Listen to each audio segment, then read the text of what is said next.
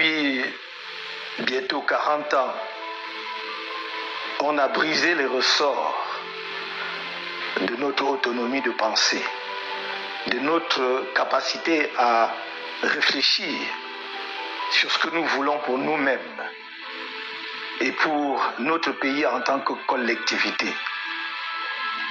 Nous ne sommes que des ombres, des apparences que d'autres manipulent, utilisent. Un de nos musiciens bien connus que j'ai eu le plaisir de rencontrer, avec qui on a discuté, Valsero, l'a dit en des termes très justes. Nous nous agitons sans savoir pourquoi. Nous courons sans savoir où nous allons. On a éloigné les jeunes de la politique en disant l'école aux écoliers, la politique aux politiciens, alors que ce sont les mêmes jeunes que l'on manipule. Et parfois, les plus jeunes d'entre eux, ceux qui sont encore à l'école primaire. Non, la politique, c'est l'affaire de tous les Camerounais et au premier chef des jeunes, parce que c'est leur avenir qui est en jeu.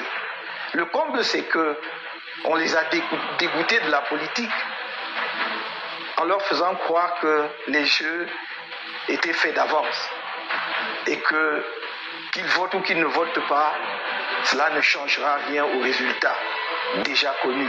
Mais je leur dis, le pouvoir du peuple est dans le vote, dans le bulletin de vote. Et donc le pouvoir leur appartient.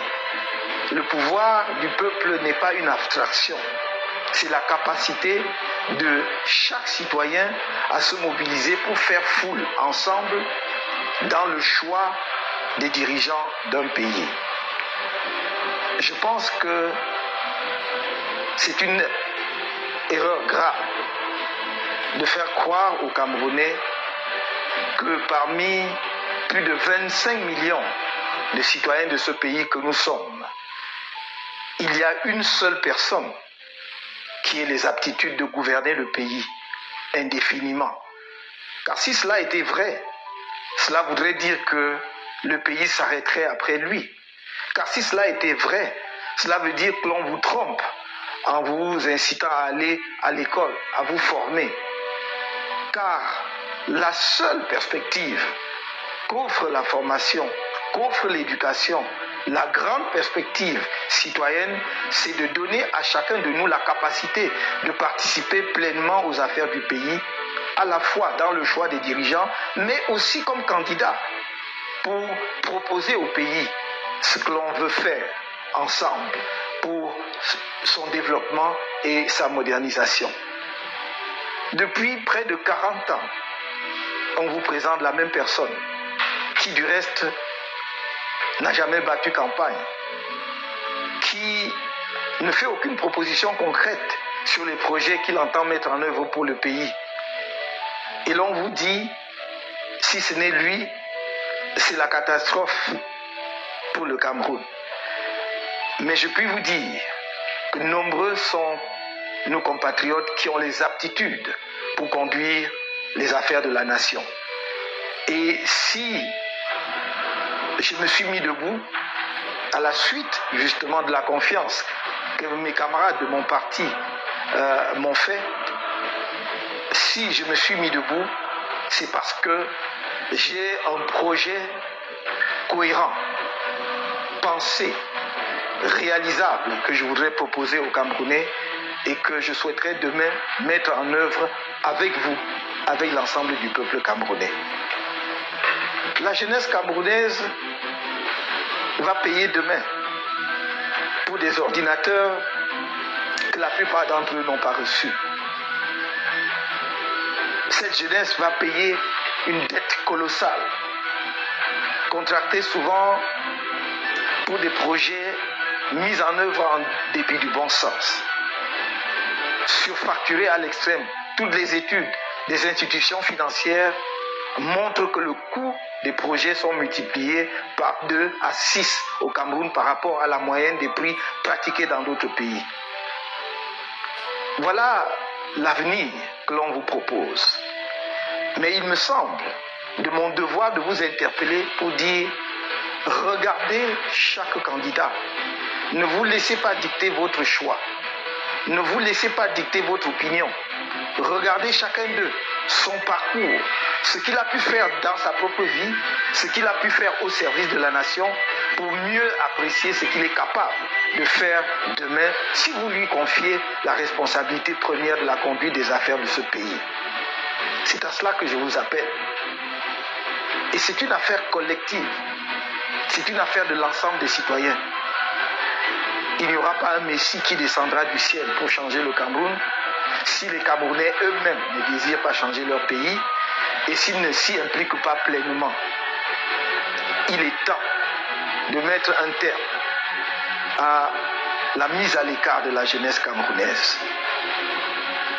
Notre vœu le plus ardent, c'est dans la phase dans laquelle nous allons entrer, de les compter nombreux parmi ceux qui vont être les agents de la transformation radicale que l'on veut opérer dans le pays. Mais surtout, qu'ils vont être ceux avec qui nous voulons mettre le pays sur des bons rails avant que la jeunesse prenne la suite et hisse notre pays au niveau où il mérite d'être, non seulement en Afrique, mais à l'échelle mondiale.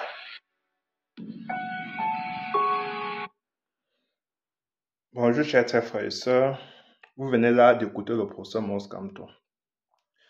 Après avoir écouté cela, nous devons tous nous poser la question. Pourquoi après 42 ans de pouvoir, c'est maintenant que nous semblons nous réveiller? Mais la réponse est simple. C'est parce qu'à chaque élection présidentielle, le régime de M. Biya a su fabriquer des jeunes qui ont trompé d'autres jeunes. C'est en 2018, vous avez eu un autre jeune. En 2025, on veut vous présenter le même jeune Camerounais qui vous dit qu'il faut faire le tirage au sort pour choisir le président de la République. En 2018, le professeur Moïse Kamto avait tendu la main à tout le monde. Et tous, ils avaient trouvé des excuses pour ne pas se présenter. Ils ont donné des faux rendez-vous au professeur Moïse Kamto, des rendez-vous qui n'ont jamais honoré. C'est ce qui a été servi au peuple camerounais, à la jeunesse camerounaise, depuis 42 ans. Mais, chers jeunes Camerounais, je vais vous dire une chose. La jeunesse n'est pas fixe. C'est un moment de transition. Ça veut dire qu'on n'est pas jeune à vita aeternam. On est jeune aujourd'hui, comme demain, on va être vieux. Quand vous voyez certains hommes de 60, 65 ans, 55 ans du RDPC disent qu'ils sont jeunes parce qu'ils ne se sont pas encore rendus compte que le régime M. Biya a sacrifié leur jeunesse. Tous les jeunes sont passés sous les fourches codines de ce régime. Et si nous ne nous réveillons pas maintenant, il n'y aura pas d'exception. Nous voulons arrêter cette malédiction maintenant. Je vous dis que pendant 42 ans, le régime M. Biya a utilisé la même recette. Donc on fabrique des jeunes qui endormissent le peuple camerounais parce que quand nous nous rendons compte qu'aujourd'hui, le pays est en train d'évoluer aux éclats, c'est en ce moment-là que nous nous posons la question de savoir qu'est-ce qui s'est passé entre-temps. Pourquoi sommes-nous entrés dans cette hibernation qui ne dit pas son nom? Des jeunes Camerounais aujourd'hui sont obligés de subir toutes sortes d'humiliations, de traitements inhumains et dégradants, tout simplement pour avoir un petit poste dans un ministère de notre pays. Parce que nous avons une clique qui a confisqué toutes les ressources de notre pays. Alors, chers frères et sœurs, nous ne devons pas mentir à nous-mêmes. Nous devons être sérieux pour les élections présidentielles 2025. Le professeur Moïse Kamto est le seul candidat aujourd'hui qui a un projet de gouvernance chiffré, viable, qui est préparé pour être président de la République, qui a les compétences réunies pour le job et qui veut rassembler tous les Camerounais. Parce qu'on a besoin d'un homme de cette étoffe-là pour faire face aux grands défis que nous allons affronter aujourd'hui et demain. Il veut faire la réforme institutionnelle, il veut faire des grandes réformes profondes économiques pour que notre pays puisse être mis sur les rails. Voilà le projet de gouvernance de professeur Moïse Kamto. Et aux jeunes, il veut que tous les jeunes aient un métier. Et c'est dans son programme de gouvernance, il y aura des centres de métiers pour que tous les jeunes qui n'ont pas eu la chance d'aller à l'école puissent aller là-bas et obtenir un métier, acquérir un métier. Et pour ceux qui ont fait des grandes études, qui ne parviennent pas à trouver le boulot, ils vont tout simplement faire une formation de quelques mois seulement pour acquérir un nouveau métier et changer de couloir. C'est ainsi que vous allez voir qu'au Cameroun, tous les jeunes vont trouver du travail. Parce que cela va être fait, bien sûr, en relation avec le monde du travail. Cela va être mis en place en travaillant avec les entreprises, parce que ça ne veut pas dire que on va créer des centres de métiers, mettre des métiers tout simplement pour mettre, non. Cela va se baser sur une concertation avec les entreprises, avec des formateurs, avec des investisseurs. C'est ainsi que vous allez voir que notre Cameroun va se relancer économiquement. Nous allons pouvoir développer notre pays, chers frères et sœurs. Nous ne voulons plus des gens qui sont diplômés sans boulot. Parce que vous voyez aujourd'hui, tout le monde a le BTS. Mais à quoi nous sert ce BTS s'il n'y a pas de débouchés? Parce qu'au mesure, M. Biya a laissé des gens s'enrichir à l'emporte-pièce, sans contrôle. On crée des BTS partout, des licences professionnelles partout. Après, ça nous donne quoi? Nous avons beaucoup de jeunes qui sont diplômés, mais qui n'ont aucune compétence avérée, je veux dire. Ils savent beaucoup de choses, beaucoup de théories. Nous avons des ingénieurs qui peuvent développer des grandes équations mathématiques et physiques, mais après cela, ça ne crée pas de la richesse.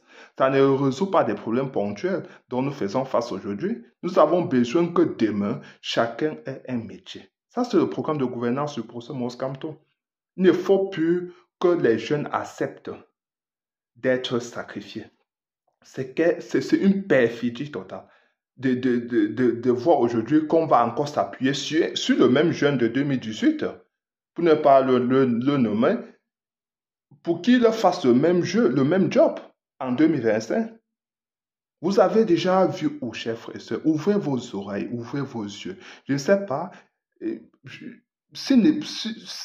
vous avez déjà vu où qu'on a fait le tirage au sort pour choisir le président de la République? Il dit même les fous ne peuvent pas croire à cela. Il dit même des gens qui ne sont pas bien constitués ne peuvent pas croire à cela. Essayez de proposer ça, de dire ça à votre ami qui n'est pas au courant de cela, il va sauter de sa chaise.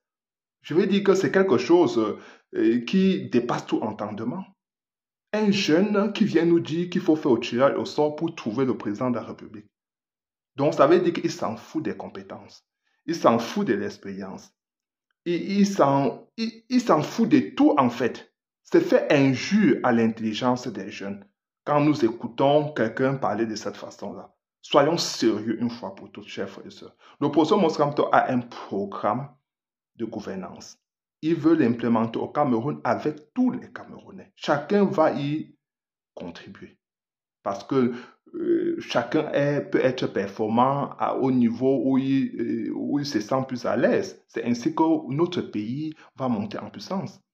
Nous allons développer notre pays à une célérité impressionnante parce que les Camerounais sont dynamiques, sont intelligents. Ils ont tout simplement besoin d'un vrai leader au sommet de l'État. Voilà ce pourquoi nous nous battons, chers frères et sœurs. Donc, les jeunes seront au centre du projet de gouvernance du professeur Maurice Kamto. Mais comme je vous ai dit, la jeunesse n'est pas fixe. La jeunesse n'est pas éternelle. Donc, si nous perdons cette occasion aujourd'hui, après 7 ans, ou bien après 40 ans, 20 ans, parce que vous savez, le rejet de M. Biya se régénère. Les jeunes de 92 avaient perdu l'opportunité d'avoir John Funke comme président de la République.